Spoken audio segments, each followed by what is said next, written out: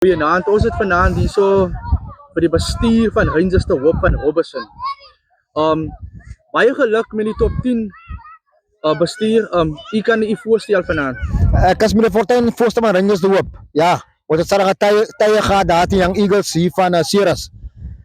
Was 'n goeie game, goeie gees plaasvind.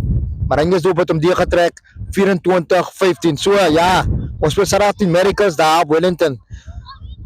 Miracles ken nie vir ons ken nie vir hulle. So glo met hulle totale stryd wees. Rangers gaan regkom daai kant toe. Baie dankie. Meneer bestuur van Rangers te Hoop, sê gou vir my, hoe voel dit dat julle daai top 10 gewen het en nou julle gaan nou semis toe en julle gaan die jaar 2025 gaan julle in Wellington speel. Hoe voel dit? Om die semis te gaan speel daar op Wellington is 'n goeie gees, is 'n goeie gevoel. Ek meen as die op sy tweede of sy derde top 10 moet gaan speel daar op Wellington gaan speel. Glo my, die boys gaan goed vaar. Dit gaan 'n heerlike gevoel wees om vir so baie mense te speel. Dankie. Baie dankie.